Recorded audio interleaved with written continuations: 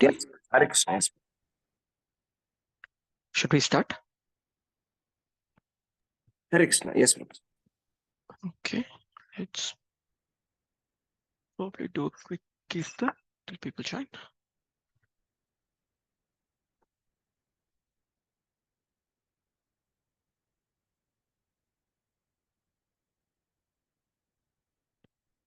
Jayo Radha Madhava Kunja Bihari Jayo Gopi Jana Vallabha Girivaradhari Jayo Gopi Jana Vallabha Girivaradhari Yashodanandana Braja Janarandana Yashodanandana Braja Janarandana Yamuna Tira Vanachari Yamuna Tira Vanachari Jayo Radha Madhava Kunja Bihari Hare Krishna, Krishna Krishna, Hare Hare, Hare Rama, Rama Rama, Hare Hare, Hare Krishna, Krishna Krishna, Hare Hare. Hare Rama, Rama Rama, Hare Hare. Hare Krishna, Krishna Krishna, Hare Hare. Hare Rama, Ram Ram, Hare Hare. Hare Krishna, Krishna Krishna, Hare Hare. Hare Ram Ram, Hare Hare Krishna. Hare Krishna, Krishna Krishna, Hare Hare. Hare Rama, Rama Rama, Hare Hare. Jayo Jagannatha, Jayo Balativa, Subhadra Mai, Jayo Sudarshana, Jayo Gaurangi Dandurishwara Gaurangi Dandurishwara Gaurangi. Jayo Lakshmi Narasimha, Jayo Anantari. Prahlad Simha Jayo Anantari Jayo Nitai Chaitanya Jayo Nitai Chaitanya Nitai Chaitanya Jayo Nitai Chaitanya Jayo Jayo Prabhupada Prabhupada Jayo Jayo Prabhupada Harinam Sankirtan ki Jai Srila Prabhupada ki Jai Thank God Premanande Hari Hari Hare Krishna. Welcome everyone. Om Namo Bhagavate Vasudevaya. Om Namo Bhagavate Vasudevaya. Om Namo Bhagavate Vasudevaya. Narayanam Namaskritya Naram Chaiva Narottamam Devim Saraswatim Vyasam Tato Jayamudiraet Nashtaprayeshu Abhadreshu Nityam Bhagavata Sevaya Bhagavati Uttama Shloke Bhaktir Bhavati Naishtaki Mukam Karoti Vachalam Pangam Langayate Girim Yatkripatamaham Bande Shri Gurum Dinataranam Paramanat Madhav Shri Chaitanyeshwaram. Okay, Hare Krishna. So, we are today starting off a very exciting chapter from the fourth canto. In fact, we are starting the fourth canto. Fourth canto is called the creation of the fourth order. And chapter 1 is called the genealogical table of the daughters of Manu. As we are starting the fourth canto, I thought we'll start with a bit of a recap as to what we have discussed so far and what are the things that we are aware of. Ideally, so far, so that today's chapter is very easy for us to grasp. So let's start with this. All of us know this wonderful shloka that says, अत्र सर्गविसर्गश्च स्थानं पोषणमुदयः अत्र सर्गविसर्गश्च स्थानं पोषणमुदयः मन्वन्तर ईशानुकथा निरोधो मुक्तिर आश्रयः. Right, so these are the 10 topics of Srimad Bhagavatam. Now, the first two cantos, if you look at it, they are called the lotus feet of the Lord. Correct? So this is all bit of a recap. If anyone wants to add anything, please feel free. So first canto, more or less, we look at the summary on how the things are going on, the appearance of Lord Krishna, appearance of Parikshit Maharaj, Krishna going to Dwarka, all those katha types, setting up the mood, saying that Srimad Bhagavatam appeared for the benefit of all of humanity, and how Srimad Bhagavatam is the ultimate summary of all of Vedic literature. It sets up that, and Canto 2 continues with a bit of creation of the Lord. But if you see, the common theme that goes on is that underlying aspect of Bhakti Yoga. Bhakti Yoga is the topmost yoga. This is what we hear from all of these stories. It can be Kunti Maharani Katha, it can be Parikshit Maharaj, and so on. We're moving on to Cantos 3 and 4. They correspond to the Supreme Lord's thighs. They predominantly discuss the topics of Sarga and Visarga. Sarga is the creation, Visarga is the secondary creation. And most of it, what we have seen in the previous canto, the third canto, is the conversation between Maitreya Muni and Vidura. Vidura asks a set of questions, and if you realize the way the questioning is happening is Vidura wants to know about Krishna and all the things surrounded by the Supreme Lord. Oh, how is the creation happening? How is my Lord coming and creating it? How is that Supreme Lord is the cause of all causes? That's the kind of topic that goes on. Correct. So the third canto was very nice, very elaborate. We actually saw Swayambhu Manu's Katha, a bit of it. We saw the Sankhya philosophy, of course, the Bhakti Yoga, Ashtanga Yoga, Jnana Yoga, and Karma Yoga. All of these are touched upon. Where, of course, we saw the Katha of Lord Varahadev, the description of the Vaikuntha Loka, Jaya Vijaya Katha. We saw that. Then we saw where we had the Manu or the progenation starting. So we saw the Katha of Swayambhu Manu, and we saw the Katha of Swayambhu Manu's one of the daughters, which was Devahuti. Devahuti, uh, being the princess or the daughter of Manu, she had everything, but she got married to the wonderful sage Kardama Muni. The way Devahuti performed her duties towards her husband, the lot of learnings that we saw there, and how her husband reciprocated it by giving Devahuti everything that can be given from the material pleasure. And then, of course, having the wonderful son, which was Lord Kapiladev. That's what we saw. And after enjoying all the opulences, Devahuti had a lot of daughters, which we'll see in the fourth canto. Anyways, so Devahuti says, I had the association of such a wonderful devotee like Ardhamuni, and I have wasted my life because once the opulences come in, once I get to enjoy the material pleasures, it becomes very difficult to actually hear and follow devotional service towards the Lord. Then, of course, they had this son was the incarnation of the Supreme Lord himself, which was Lord Kapiladev. So we did an elaborate discussion, I think till chapter 33, from 21 onwards, it was the Katha of Devahuti. And we saw all those instructions or teachings of Lord Kapila. In fact, Srila Prabhupada writes this, has this wonderful book, right? So that's his teachings of Lord Kapila, the son of Devahuti. That's the name of the book, right? So all the teachings of Lord Kapila Dev, mostly talking about the Sankhya Jnana philosophy, but underlying bhakti, or ultimately telling that a devotee is always surrendered to the Supreme Lord. So this is what we saw in the third canto. Now we'll go to the fourth canto today. We will be seeing a lot of content from the fourth canto over the next few weeks, a few months rather, because fourth canto is very nice, very elaborate.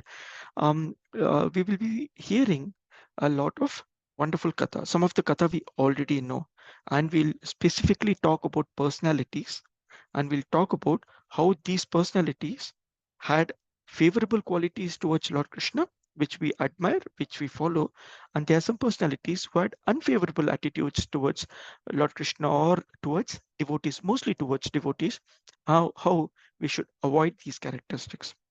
Okay, fourth canto, of course, starts off today's chapter will be on the genealogical table of Swayambhu Manu, the children of Swayambhu Manu, and so on. So that's a very small piece. There are some nice takeaways, so we'll discuss that. But as we go along, we will see how one of the daughters later, who comes in, Prasuti's daughter, basically gets married to Lord Shiva. Sati's story. So Lord Shiva and Sati, the Daksha story, very common. Most of us know how, like I said, what we can follow, what we should not do. How the character of Daksha was not favorable towards one of the wonderful devotee or wonderful personality like Lord Shiva. Okay, both we will learn. So this is one of them. Then of course we'll see the story of Dhruv Maharaj, where we'll talk about again two personalities, Suniti and Suruchi. Right, so how Suniti's character was, let me surrender. Please go and surrender to the Supreme Lord. Suruchi's character was to enjoy the opulences of the kingdom. You should have been born from my womb. So Dhruv Maharaj, entire story. All of us know the story. We'll be hearing that. Then we will talk about Prithu Maharaj. Prithu Maharaj story again. So we'll talk about the Rajarishi Anga and his son Vena. Or Vena's son was Prithu Maharaj. So again, two different characteristics in the same family, same positions. One not favorable towards the Lord, favorable towards the devotees. The other one very favorable. We'll talk about some more katha. We'll talk about Narad Muni katha when he's instructing Prachina Barhi, the story of Prachetas. Okay, how Prachina Barhi and Prachetas were two different. No? Prachetas were so favorable, but their father Prachina Barhi was not. And then we'll talk about some of the stories which even connects to Indra when he actually steals away the horses of Prithu Maharaj's son. And that story is also very nice, how 99 is greater than 100. Remember this number where this particular episode is very nice, which says 99 is greater than 100.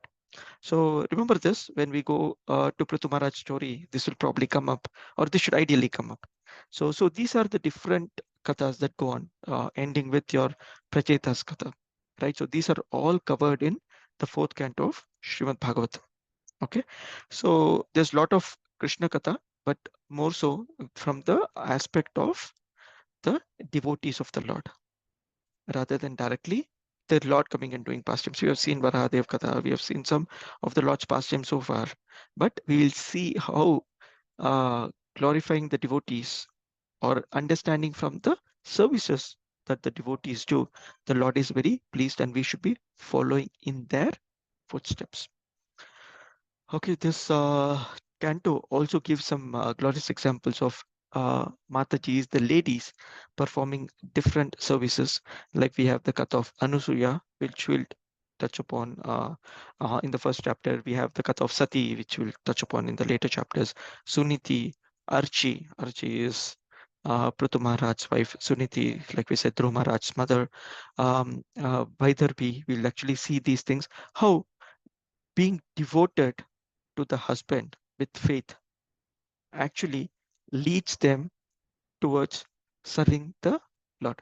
And what is our typical takeaway is we all should serve.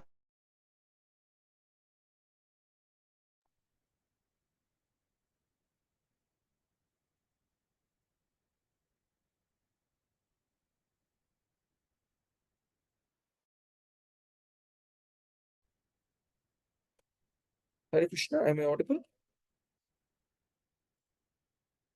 Yes, Prabhu. Okay.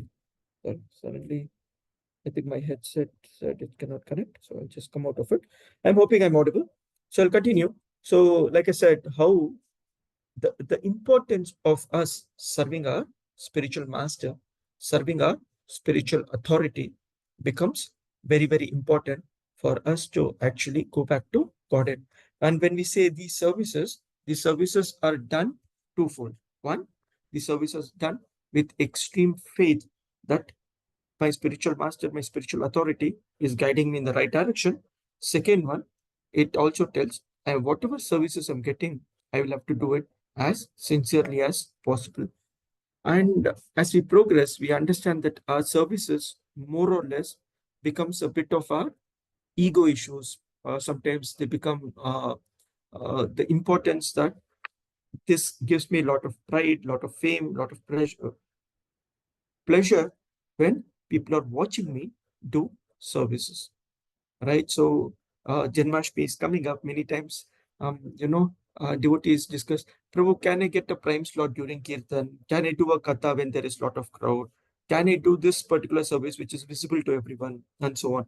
So being humble is an underlying characteristic. I was just reading Srila Prabhupada's quote, I think from yesterday, day before yesterday, this week. It says that when we do services, we should be extremely humble. We should be extremely grateful that we are getting these services. We'll actually see some of these qualities of these Matajis, like I said, the Anusuya and Sati and Suniti, where they did it so sincerely without expecting anything in return. In fact, there are list of qualities that are spoken about, positive and negative qualities that are spoken about throughout the fourth canto, what we will learn. So with this last part, I will stop. So we'll see how pride and anger of Daksha was the cause of a lot of destruction, a lot of bad taste that happens. End of the day, Daksha, of course, tells sorry to Lord Shiva. While Daksha is in the high of tempers and his pride kicks in and all that. At the same time, you will see Lord Shiva showing a lot of tolerance. If things are not going your way, if you can tolerate that, you can actually please the Lord. Okay. Does it mean I don't take any action? It means that you continue your service without getting affected by the things around you. Then you will also see in the same story how disobedience to the spiritual authority. Sati's main issue was her disobedience towards Lord Shiva, which actually caused her to give up her body. We'll actually see that. Then we'll talk about Lord Brahma being very responsible. We'll talk about uh, Surichi's harsh words. So this one is a very nice topic. I was discussing with some senior Vaishnava when we did our Bhakti Vaibhav class around this, saying that how harsh words, specifically words, when we use them towards devotees, we have our intention is wrong. Our intention is to show others in a bad light. It can be in a group chat, it can be in person, it can be in a crowd, face to face, whatever it is. It is more our intention that matters when we are using our words. Be very selective. And when we say this, your harsh word comes because of pride. When you want to insult someone else, it is because we are proud of our position. We are proud of what we have achieved. So you will see that we'll have elaborate discussions around that, how harsh words are something that we should definitely avoid.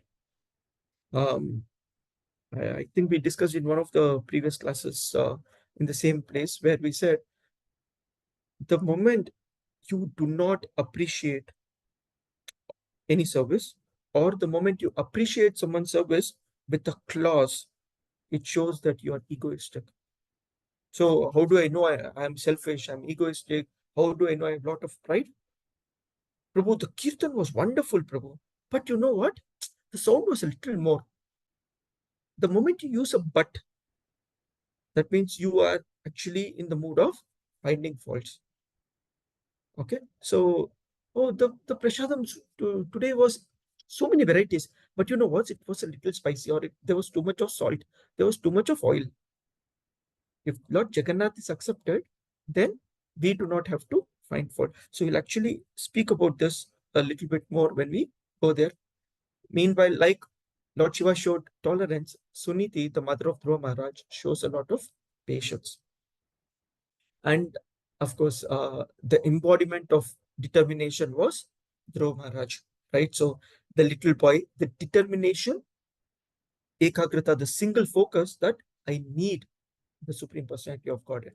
this is what my mother told me. I don't want anything to be deviating me. When Narad Muni comes and says, "You're a little boy, you're a Kshatriya, I know that is why you have come out, but you're a little boy. This forest is filled with a lot of animals, you know, and my suggestion is you go back home, and after some time when you grow up, maybe you can come back. Otherwise, royal opulence is waiting for you."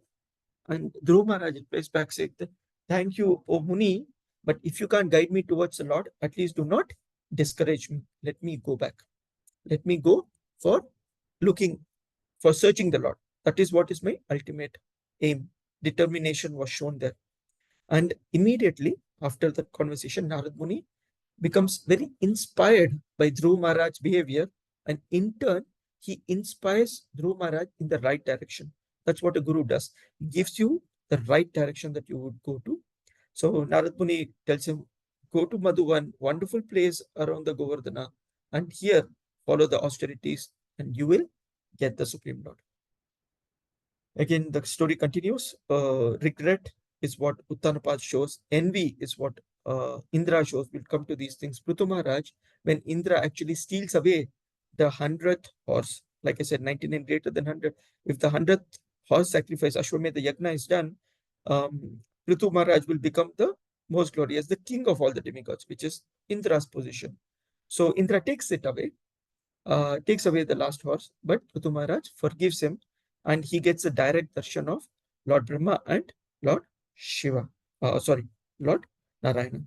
So he himself, Prithu Maharaj, is obviously an incarnation. So we see forgiveness as a quality.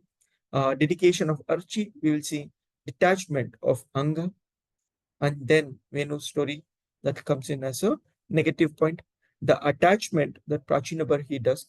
This is one of the most interesting aspect in the fourth canto of Srimad Bhagavatam.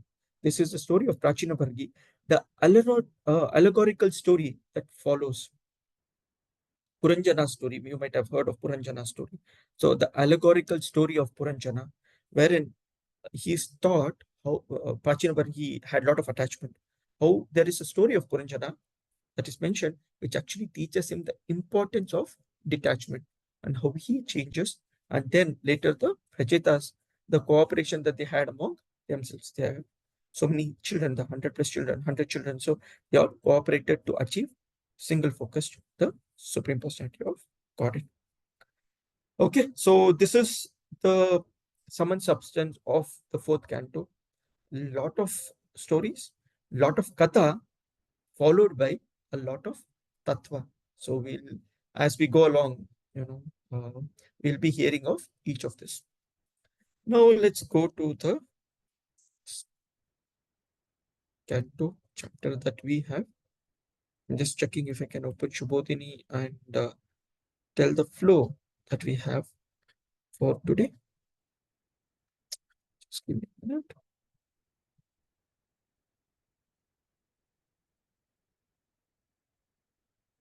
So, okay, this is nice. So, basically, Shubodhini talks about something which I can share, and then we can go to today's topic. So, give me a minute. Okay, hoping my screen is visible. So, you would see that we'll obviously talk about the first part today. This whole fourth canto at a glance. Fourth canto is basically the katha of Swayambhu Manu and his wife Shatarupa. So they had 3 daughters and a son. We'll speak about this. So Devavati, Akuti, Prasuti, Uttanapada, and Priyavrata. So their children. Okay. So the first canto basically talks about this. This is what we'll see today. Basically talks about Devavati's children, daughters, and of course Akuti and Ruchi. We'll start with that. So one of the daughters, like I said, gets married to Lord Shiva. So we'll talk about Lord Shiva and Daksha's story. The story continues. Adharma, we'll talk about it. Then the son, Uttanapad, his son, Dhruva Maharaj. Then the dynasty goes on. Then Dhruva Maharaj dynasty, which talks about Anga, Vena, Prithu Maharaj, Katha. Then the Prachinabari. So if you see that, this entire canto is basically covering the story of Swayambhu Manu and Shatarupa. Okay, so what are we seeing today? We have 66 shlokas in today's chapter. Most of it names of personalities, in the family, so we can quickly go over it. Basically, the relatively fewer purports. So we'll talk about the first 9 shlokas talk about the genealogical line of Akuti. So we had Devahuti, Prasuti, and Akuti. We'll talk about Akuti first, then Devahuti's daughters. This is what we will see. This is where we will end today. And in the next class, we'll talk about some more daughters of Devahuti, ideally, and line of Prasuti, the entire line of Prasuti, whose daughter then gets married to Lord Shiva. That's what we will end with. This is the first chapter of the fourth canto. Okay. Full screen is visible. Let's move on. Finally, we come to today's topic. Like I said, relatively simpler concepts. So we'll try to see what are the things that we can cover from Srila Prabhupada's purport here. Okay, so chapter 1, Canto 4. The Canto 4 is called the creation of the fourth order, which comes, like I said, in the concept of Visarga and bit of Manvantara Katha. Right, so and this is the genealogical table of daughters of Manu. So we'll talk about the 3 daughters of Manu. Maitreya Uvacha Manustu Shatarupayam Trishaha Kanyascha Jajnire Akutir Devahutischa Prasutir Iti Vishrutaha. Translation and purport by His Divine Grace, A.C. Bhaktivedanta Swami Srila Prabhupada, Jai Srila Prabhupada. Shri Maitreya said, Swayambhu Manu begot 3 daughters in his wife, Shatarupa, and their names were Akuti, Devahuti, and Prasuti. Purport. There's a long purport. This basically covers what we discussed. So we will read the first paragraph and then the last one to summarize. First of all, let us offer our respectful obeisances unto our spiritual master, Vishnupad, Shri Srimad Bhakti Siddhanta Saraswati Goswami Prabhupada, by whose order I am engaged in this Herculean task of writing commentary on the Srimad Bhagavatam as the Bhakti Vedanta purports. By His grace, we have finished 3 cantos already, and we are just trying to begin the 4th canto. By His divine grace, let us offer our respectful obeisances unto Lord Chaitanya, who began this Krishna consciousness movement of Bhagavad Dharma 500 years ago, and through His grace, let us offer our obeisances to the 6 Goswamis. Then let us offer our obeisances to Radha and Krishna, the spiritual couple who enjoy eternally in Vrindavana with their cowherd boys and damsels in Vrajbhumi.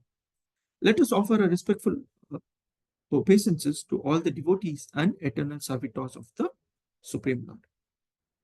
We will do the invocation in a bit, but if you see, our entire spiritual journey depends on the mercy of our spiritual master.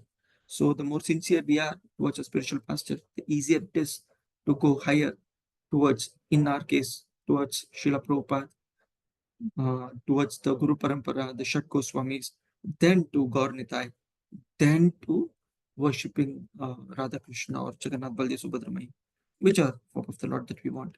Right, so it is a progressive path. Whatever we had discussed in terms of the the 4th canto, the chapters and so on, it's already covered. The purport for this one, as described in the first verse of this chapter, Swayambhu Manu had 3 daughters named Akuti, Devahuti, and Prasuti. Of these 3 daughters, one daughter, Devahuti, has already been described, along with her husband, Kardama Muni, and her son, Kapila Muni. In this chapter, the descendants of the first daughter, Akuti, will specifically be described. Swayambhu Manu was the son of Brahma.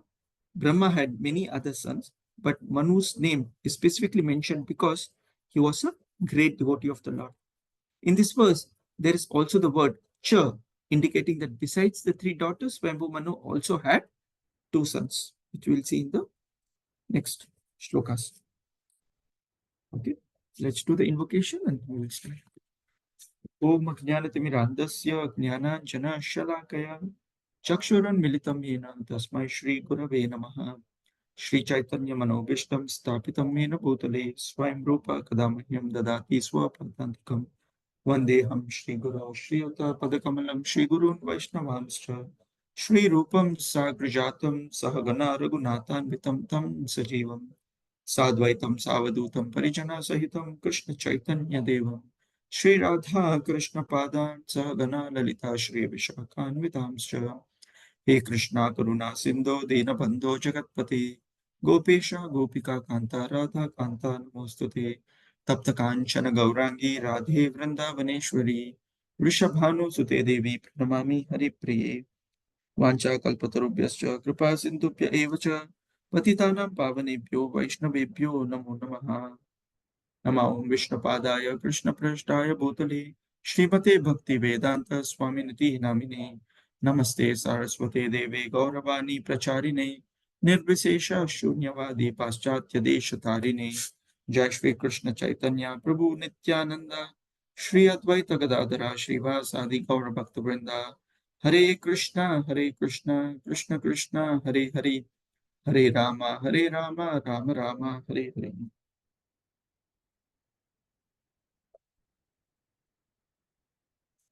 Okay, Hare Krishna. So, importance of our surrender to spiritual master is what we take away.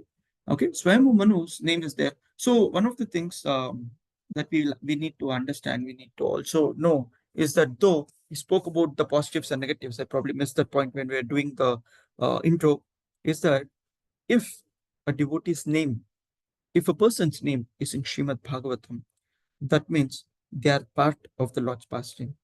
That means that they are instruments in the Lord's hand to either show us the positive or the negative qualities. You remember we spoke about the positive and negative qualities: pride, anger, tolerance, simplicity, and so on, right? So we spoke about all those qualities that are mentioned throughout, right? So in that logic, if their name is there, which is the name specifically mentioned because he was a great devotee of the Lord.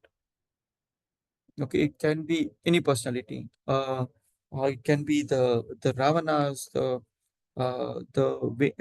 Venas, or it can be the wonderful personalities like the Dhruv Maharaj and the Prahlad Maharaj. The name is there. That means they have something for us to learn. Okay, three daughters we have already seen. We'll move on. Akuti had two brothers, but in spite of her brothers, Swayambhu Manu handed her over to Prajapati Ruchi on the condition that the son born of her be returned to Manu on his as his son. This he did in consultation with his wife Shatarupa. So there is this statement in the shloka that talks about Putrika Dharma. What's a Putrika Dharma? This is probably not something that we can or we should follow in Kali Yuga, but this is something that is mentioned in the Shastras. That means if a husband and a wife have only daughters, then when they get their daughter married to someone, they can request for their the daughter's son to be handed over to them as their son. A putri's daughter handed over to the father to be treated as father's son. This is called the putrika dharma. Okay. Generally, this is done when they are sonless. Okay, to continue um, the family lineage and family tree and all that. Because if they have only daughters, the family lineage stops. But in this case, it's very interesting. Actually, it is mentioned by a lot of acharyas. We'll read about Srila Vishnu Chakravarti Thakura. There's some commentary by Jiva Goswami as well on this, where Swayambhu Manu already had two sons.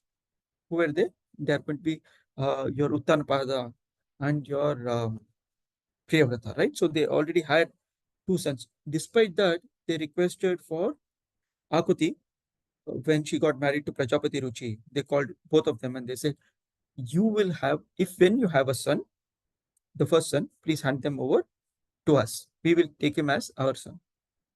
The daughter also agreed, Prajapati Ruchi also agreed to this condition. Why did Manu have to do this when he already had son? Okay, this is not a typical Putrika Dharma. So Vishnu Chakravarti Thakura says that in this connection, the Swayambhu Manu actually knew that the Supreme Personality of Godhead would take birth as their son, as Akuti's son. Okay. In spite of having two sons, he wanted that particular son born of Akuti because he was ambitious to have the Supreme Personality of Godhead appear as his son and the grandson. This is the qualification of both Akuti and Ruchi, Prajapati Ruchi, that they would bring in the Supreme Lord as their son. Okay, he takes on multiple positions. We'll actually talk about it. Okay, this is not common, but this is what Swayambhu Manu requested for in consultation with Shatarupa, and went and requested Akuti and Prajapati Ruchi, and they agreed. Ruchi was very powerful in his Brahminical qualification and was appointed one of the progenitors of the living entity, begot one son and one daughter by his wife Akuti. So you will see that there are going to be a lot of katha in this fourth canto, uh, like Prithu Maharaj katha or like Jagna's katha, wherein it is not typical from what we understand today. Okay, anyways, we'll read about it in a bit. So this Prajapati, Ruchi, and Akuti, they had two children. One was a son, one was a daughter. They were born. So here it talks about the Brahminical qualification of Prajapati Ruchi. So Srila Prabhupada, in one of the places, he mentions that it's ISKCON, or this International Society for Krishna Consciousness, is meant to create Brahmanas by qualification. And what are some of those qualifications? I'm not talking about everything. Some of those, the Brahminical qualifications includes control of senses, control of the mind, cleanliness within and without, development of spiritual and material knowledge, simplicity, truthfulness, faith in the Supreme Personality of Godhead, and so on. Okay. And every time we get an opportunity to do some activity, we need to see if it fits into this. It's not about if I'm Brahmanically initiated, I'm second initiated, and so on. It is simply about, am I following what Srila Prabhupada instructed? Am I following truthfulness? Am I following simplicity? Am I doing things for my pleasure by telling lies? If I tell a lie here, if I cheat this person, will I be successful? Or can I be truthful? It's a very, very important quality. Okay. Control of senses and control of the mind. We have discussed elaborately during Kapila Shiksha also, saying how much effort am I putting for spiritual life? How much am I doing it for my own sense pleasure? That talks about how closer I'm getting to the Lord. Lord says, right? So, ye yathamam prapatyante tam stataiva bhajamyaham. The way devotees serve me, I reciprocate accordingly. Right? So the 24 hours I have, how much am I giving for the Lord? How much am I giving for myself? So ideally, typically, we say 2 hours of chanting, and the prerequisite for chanting and the post chanting, whatever are the mantras and whatever are the prayers that we do, offerings that we do, and that whatever 1 hour 35-40 minutes of chanting, and the 16 rounders, typically 2 hours for the Lord. And if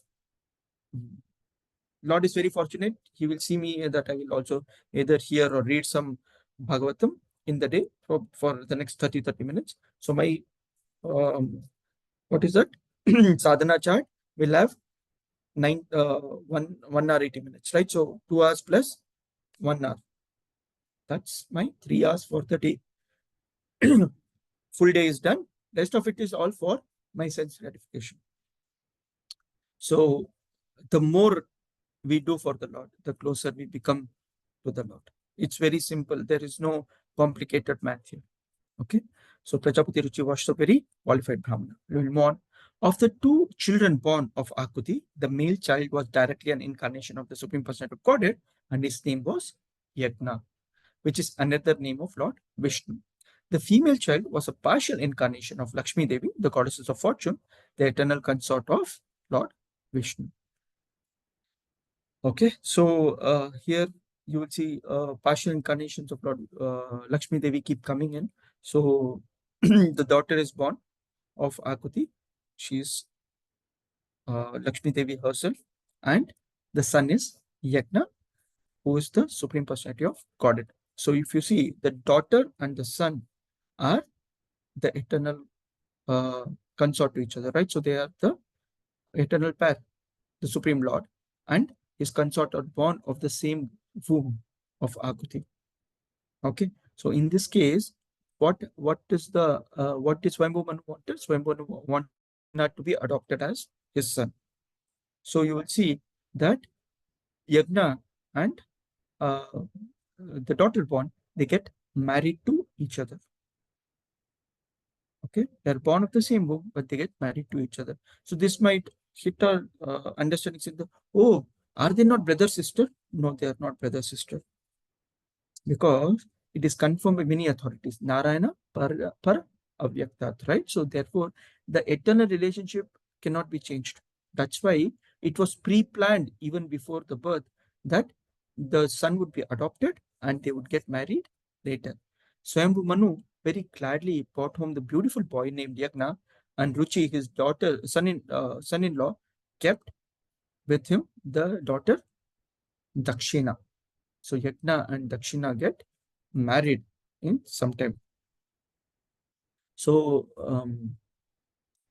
when we read this Bhagavad Gita shloka, Bhoktaram Yagna Tapasam Sarvaloka Maheshwaram, right? So for all the yagnas that we do, yagna and tapas that we do, austerities and yagnas, so it's the Supreme Personality of Godhead who is the ultimate receiver of everything, so that he gives you all the benediction. Okay, in the third chapter of Bhagavad Gita, we also see Yajnatha Karma Nanyatra. So any activity that we do, we'll have to do it for pleasure of the Supreme Personality of Godhead. That means every duty that we do, we are doing it for the sake of Yajna. That Yajna is none other than Vishnu. Okay, so sometimes when you are reading the four yugas, you will see that in Satya Yuga, the Lord incarnated as Yajna. Who is that Yajna? This is the Yajna. Right? So he later on takes the position of Lord Indra. That is the reason why he had come, Lord Devendra. Okay. The Lord of the ritualistic performance of Yagna later married Dakshina, who was anxious to have the personality of Godhead as her husband, and in his wife, the Lord was also very much pleased to beget 12 children. So this is Akuti's daughter Dakshina, Swayambhu Manu's son Yagna. They get married and they have 12 children. So Srila Prabhupada mentions how they are Lakshmi Narayana. There's a very nice piece that actually comes in. It says, a wife should always remain satisfied with her husband, and a husband should always remain satisfied with his wife. Okay, in the Chanakya Shloka, the moral instruction of Chanakya Pandita, it is said that if a husband and wife are always satisfied with one another, then the goddess of fortune automatically comes. Okay, so where there is no disagreement between husband and wife, all material opulence is present and good children are born. So if you see that in Krishna consciousness, we are very fortunate to have children who can actually follow from childhood in Krishna consciousness. But this point of a husband and a wife being satisfied with each other is very, very important. We will have our differences, we'll have our difference of opinions. We are two different individuals. But end of the day, when you're married to each other and our center goal is satisfaction of the Supreme Lord, we can align ourselves. So we generally use this word in marriage. There's a lot of compromise, and it's compromise for both of them.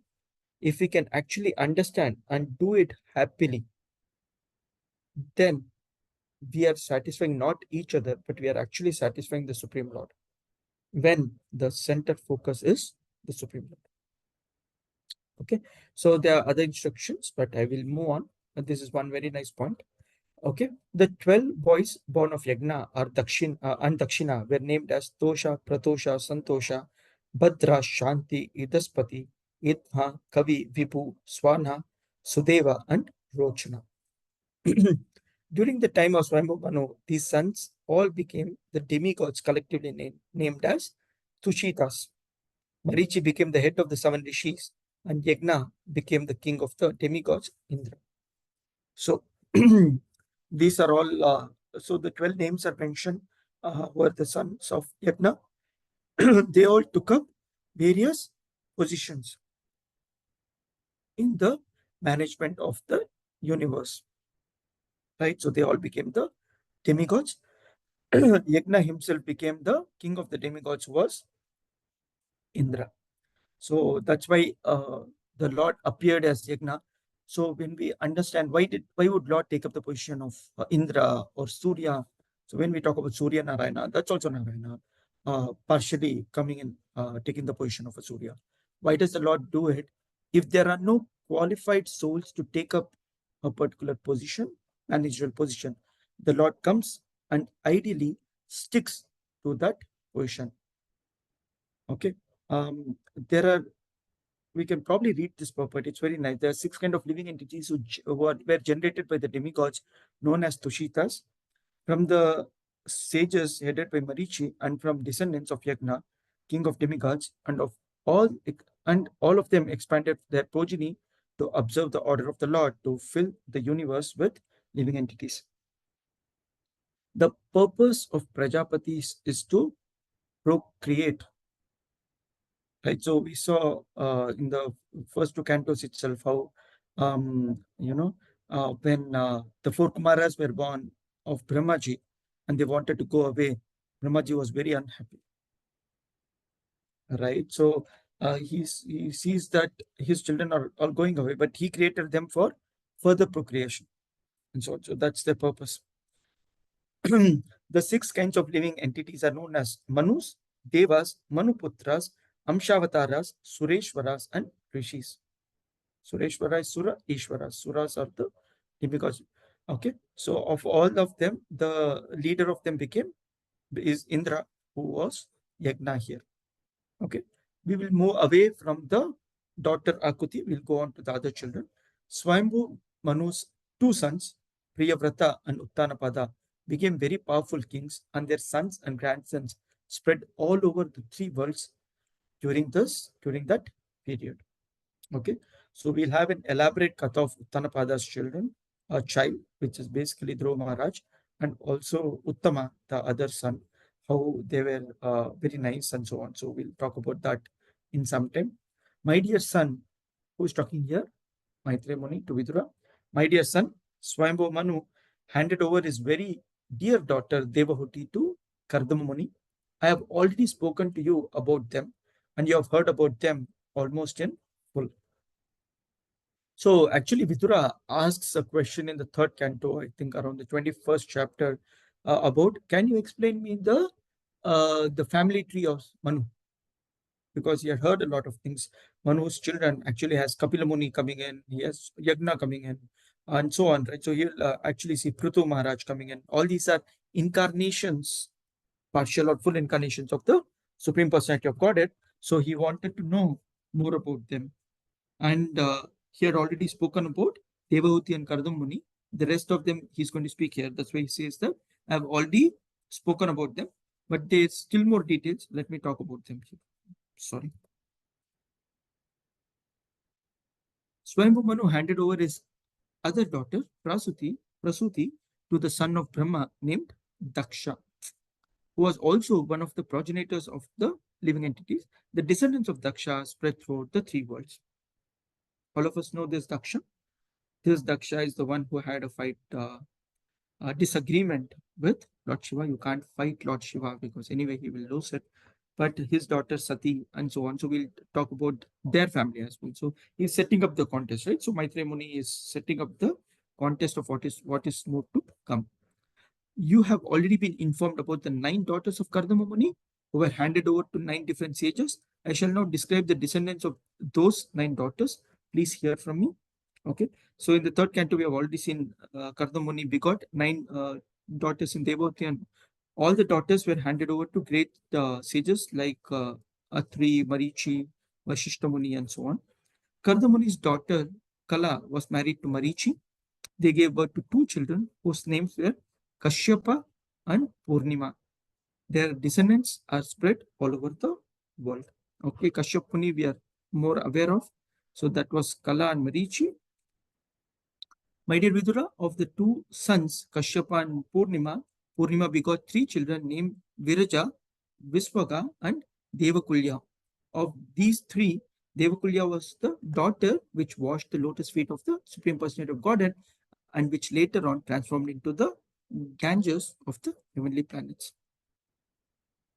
Okay, so an elaborate, so you'll actually see this entire katha in the sixth canto of all these personalities. They will again come back.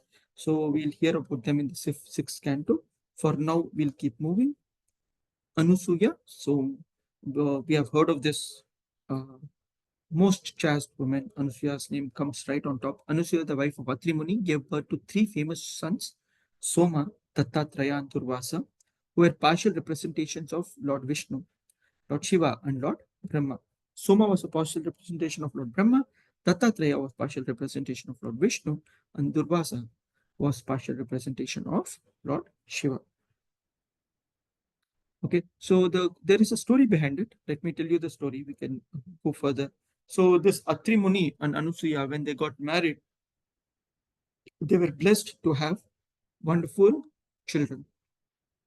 As usual, when Manu or Prajapatis, they give their children to in marriage, they expect progeny, right? So this Atri Muni and Atri Muni actually did 100 years tapasya, and he wanted the supreme Lord, or he wanted the controller of the three worlds to be his child, for him and Anasuya. So he did a lot of tapasya, austerities. After when he was doing it, he did not. So it is mentioned by our acharyas that he did not actually know that the supreme personality of Godhead is Lord Vishnu.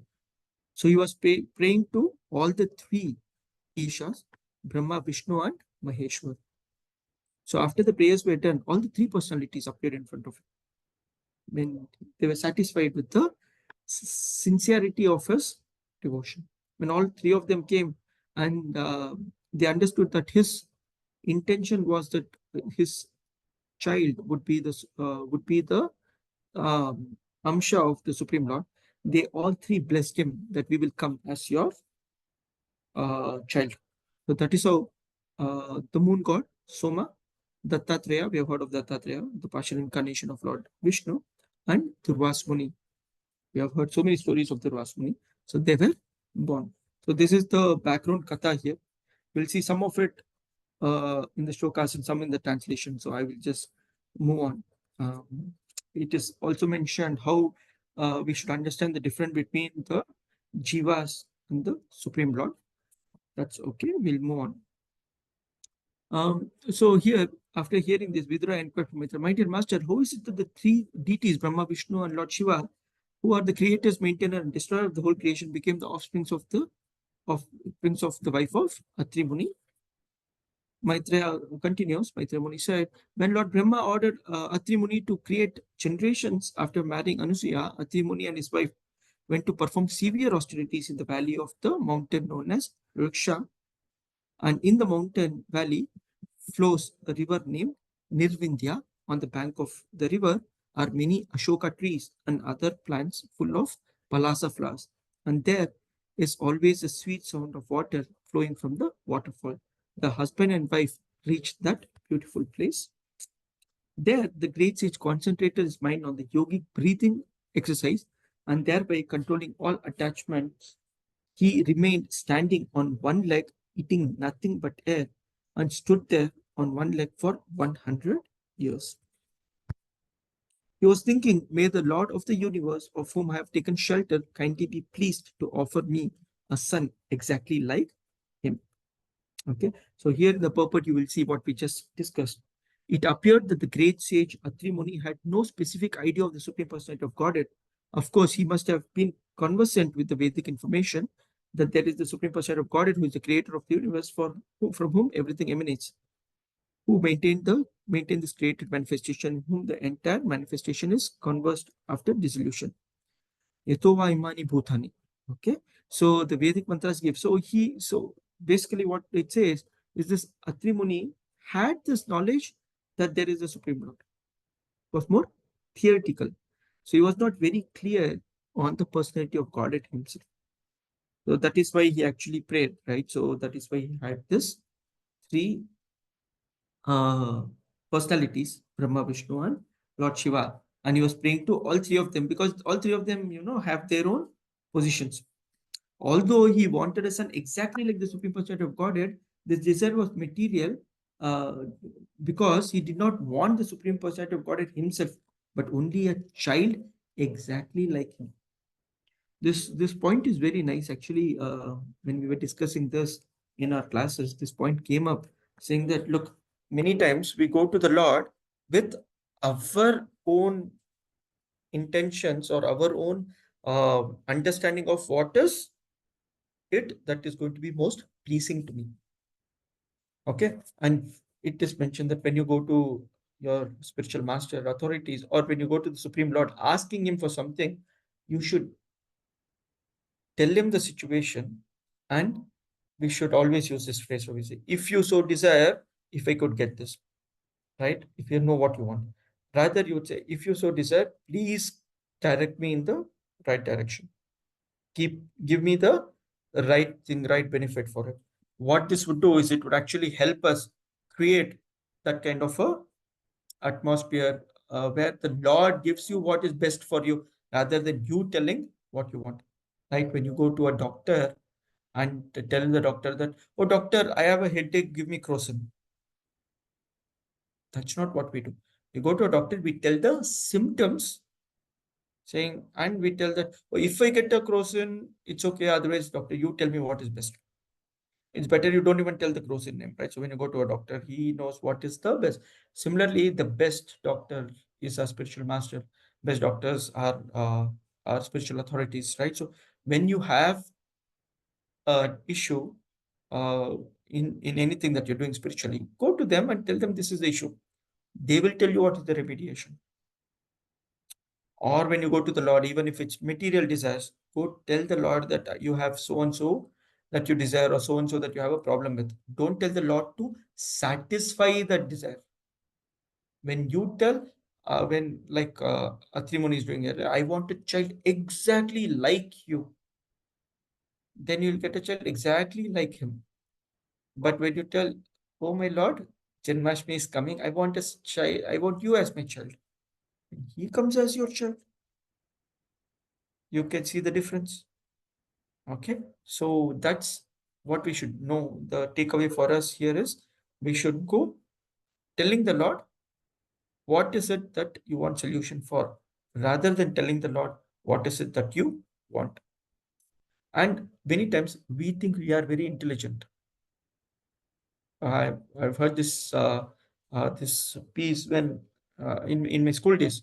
So there was a person who went to the church, and this person was a chain smoker. So he uh, went to the priest, and the priest in the class was telling all of you should do your prayers very sincerely.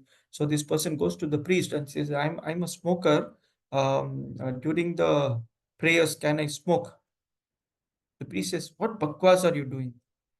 No, you should not smoke during prayers. Get out. So this person was very sad. He came out. Then his friend called him. He said, what happened? He said, I went to him. I can't stop smoking. I went to him and told him like this. He told me, get out. You don't come to the summons. You don't come to the prayers. So the friend told him, I will solve it for you. You just come behind. I will ask the priest the same question that you had. So he takes him to the priest and he says, my dear father, yes, my child. Father, I'm a smoker, and I was thinking, when I'm smoking, can I do prayers? The father replied, yes, you should always do prayers. You should always remember the Lord, even when you're smoking. He said, thank you, father. He came out. He told, now you got your answer, so go smoke. Now, many times we go with this thing to even our spiritual authorities. प्रभु मैं करना चाहता हूँ प्रभु आपका सिर्फ agreement चाहिए. So, my dear Lord, I want to actually buy this new car. I want to offer it to you. You're not taking permission. You're telling the Lord what you want, right? So, if you tell the Lord, you give me permission, then the Lord will do it in His way, or your authority will give you guidance in that way. If you tell them what you want, then they will tell, okay, tatastu ja. Okay, so you will actually see this a bit of this we would have discussed during the Devahuti and Kardamuniya. So Devahuti is like, I I desired for all these opulences, and Katamuni granted it off. Now I see how foolish I was, because I had the association of such a wonderful devotee. I should have taken his association for progressing in spiritual life rather than enjoying the material opulences. Right? So when it's a nice lesson. One of the things that we should always know, I've heard from a lot of senior Vaishnavas, is that we should always go to the Lord with a prayerful mood, and we should always do prayers. We should always pray. We should always talk to the Lord. What should be our prayers? Our prayers should be, how can you or how can I be more engaged in spiritual life for your pleasure? If my family, my social position, my jobs, my bank balance, if they can be used in your service, if you think that getting a next promotion at office, getting a higher salary, or whatever, getting married to so and so can help me in my spiritual life, please go ahead. But you decide what is best, because I do not want a promotion that will then take me away from you. I'll become more and more engaged in my office work, then how will I give time for you? Even the 2 3 hours that we just spoke about, right? Even that will get compromised. So always go to the Lord, speak to him, tell him the situation, pray to him that if the Lord so desires, tell him that I want to be more engaged in the service of the Lord. Okay, we should have all done our prayers during Balram Purnima. Lord Balramji sanctions a lot of things. Please continue, and we should all do our prayers more and more, because Janmashtami is coming. Janmashtami is not a time to pray more and more. Janmashtami is a time to serve more and more. So all of us here should be engaged in some or the other direct service, not mental service. Oh, Janmashtami, I will chant 1 round extra. Please do chant 16 rounds extra. That is there. But please get down on the floor and do the service. There's so much service to do to the Lord. This is the best day, it's a happy birthday for the Lord. This is the time then you can actually, when I say happy birthday, very colloquially, but the appearance day. So when you're wishing someone on their birthday, they're very happy, right? So on the birthday, you get parties, you get treats, on the birthday, if you go to elders, right? So every birthday of my grandmom, whenever we are around, we pay them, we pay our obeisances. My grandmom is 98, 99. We pay our obeisances. She'll take money and give. Okay, whatever is her age, even to our parents, on their birthday, when you take blessings from them, they're so satisfied. They give you something in return, or they cook something for you, right? So on the Lord's appearance day, when you're pleasing the Lord, even paying obeisances is pleasing the Lord. But do service, and you please the Lord, He will take something and give you. On His birthday, He will take a lot and give you. So the Lord is giving us any day, every day, right? So we are in the mood of receiving. So do service so that we are in the mood of giving, so that we get a lot more. How much can the Lord give? How much can you grab? Right? So always remember that this is our best opportunity. Do not go to the Lord asking Him for something that you think is correct. Let the Lord decide what is best for you. That's a takeaway. Let's move on. While Atri Muni was engaged in these severe austerities, in blazing fire came out of his head by virtue of his breathing exercise, and that fire was seen by the three principal deities of the three worlds. His austerity, I've already told you the story. I'm just continuing, right? So he took so much austerity, standing on one leg, he was just praying in this place, and his head actually had fire. You would have seen this in some of the old movies. At that time, the three deities approached the hermitage of Atri Muni, accompanied by the denizens of the heavenly planets, such as the celestial beauties, the Gandharvas, the Siddhas, the Vidyadharas, and the Nagas. Thus, they entered the ashram of the great sage who had become famous by his austerity. He became so famous, all three of them, Lord Brahma, Lord Shiva, and Lord Vishnu, all three of them appeared there with all the Gandharvas and the Siddhas and the Vidyadharas, loud music playing, the celestial beauties, just imagine it's a hermitage, not just a hut, the hermitage, that area, and the personalities are all coming there. Okay. It's advised in the literature that one should take shelter of the Supreme Personality, who is Lord of the universe and the master of creation, maintenance, and dissolution. He is known by the super soul And when one worships the super soul, all other deities such as Brahma or Shiva appear with Lord Vishnu because they are directed by the super soul. Why did all these people come along? Lord Vishnu is coming. So they all accompanied him, right? So you don't need to specifically do puja or prayers to any of the demigods. I think there were a lot of devotees as well, but our extended community, they did this Varamahalakshmi puja, I think last Friday, Ekadashi day. Varamahalakshmi, goddesses Durga, puja, not Durga, Parvati Devi's puja. She gives you vara. And what is that vara? Please go, even if you're doing at your home, the prayer should be, please engage me in the service of the Lord. Ideally, you don't need to do separate Vara Mahalakshmi Puja. It's not required.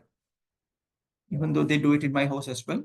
My mom is a big devotee, at least during these times of Parvati Devi. So she does this.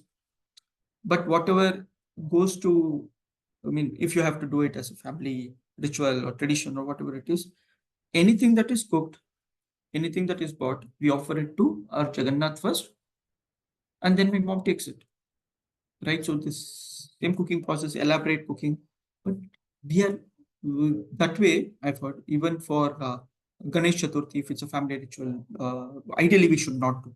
I mean, the statement is very simple. Even if we have to do because of family traditions and we cannot stop it, our elders are at home. Like I said, my parents are there, my grandmom is around, and they do it. So when we do these things, we actually follow what is the family tradition, but we don't compromise on our Krishna consciousness. Our prasadam is always offered to the Lord. Then when it goes, we actually are pleasing those personalities. It could be Mahalakshmi Devi, it could be Ganeshi, whoever it is, right? So we should always try pleasing them that way. And what is the vara that we ask? Oh, my dear personalities, oh Vaishnavas, please engage us in the service of Guru and Gauranga. That's what we should be asking. Okay, so as soon as the three deities appeared before him, he was pleased. So he to see them all together, and despite great difficulty, he approached them with one leg. Thereafter, he began to offer prayers to the three deities who were seated on different carriers. What were they coming in? They were coming in the bull, the swan, and Garudji, holding the drum, the kushagrass, and the Sudarshan chakra. The sage offered them respects by falling down like a stick. Here, the meaning of the word Dandavat is mentioned. Danda means a stick. Vat is like. Dandavat means I fall down like a stick. Sometimes we use this statement, Hare Krishna Prabhu, Dandavat Pranam. And then when you see them personally, we don't do any offering, no Dandavat. So when we are entering the temple hall, Prabhuji's ideally should do Dandavat Pranam right in the entrance. If you coming to Jagannath Mandir, right in front of Govindas. And we should do Vancha Kalpatarubhyascha, requesting every Vaishnava there to actually bless them so that they can serve the Lord. Only then you go inside and then pay obeisances to Prabhupada, then go to the deity and altar and all that, right? So that's important. Matajis do not do Dandavat Pranam, it's Panchang Pranam, so they can do that. So here Atri Muni falls down at the feet. Atri Muni was greatly pleased to see that the three devas were gracious towards him. His eyes were dazzled by the effulgence of their bodies, and therefore he closed his eyes for the time being. Just 1 minute.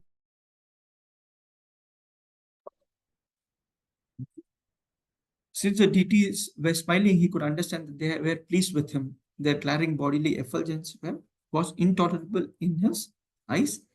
So he closed them for time being. But since his heart was already attracted by the deities, somehow or other, he gathered his senses and with folded hands and sweet words, he began to offer praise to the predominating deities of the universe.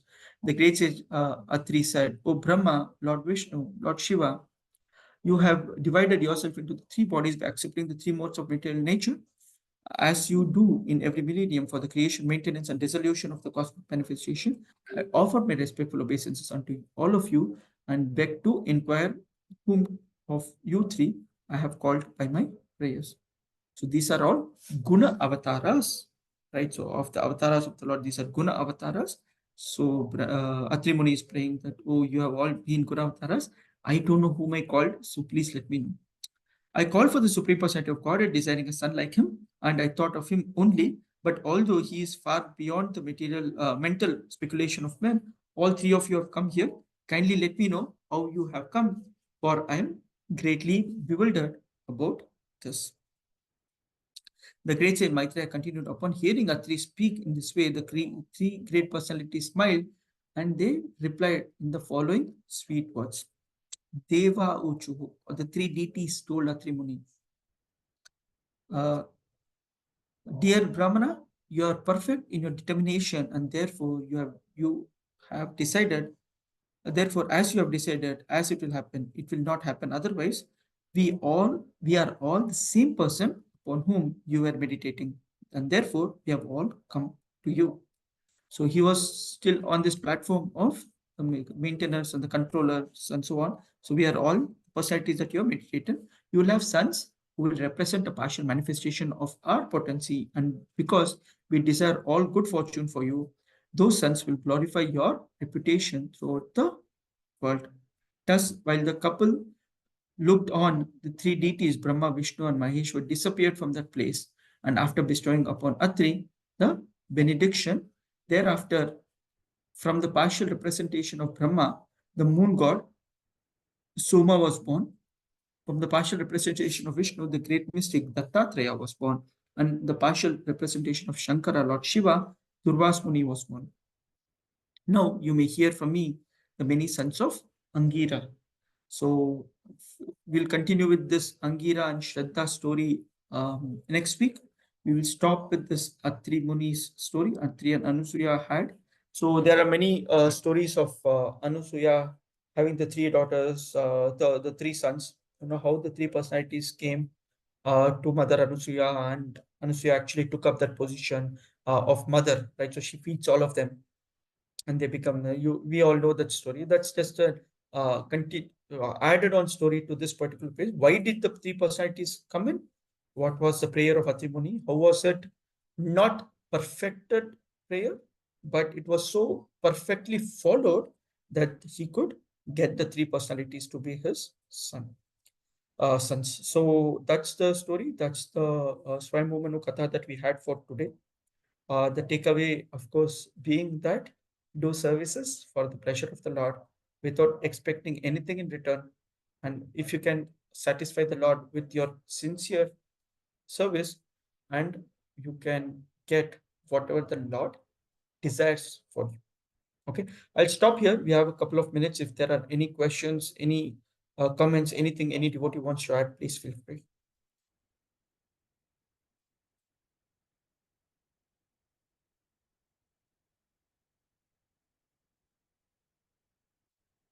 Thank you, Suresh Prabhu. Anyone has any comments, any questions for me? Hare Krishna, Prabhu. Yes, Yes, sorry. Please go ahead, Mataji. continue, Prabhuji. I'll ask after you. Okay, Prabhu, just a comment. Thank you for the wonderful class. It was a very wonderful introduction for Canto number 4. I'm feeling very interested and motivated to read this Canto now. Thank you.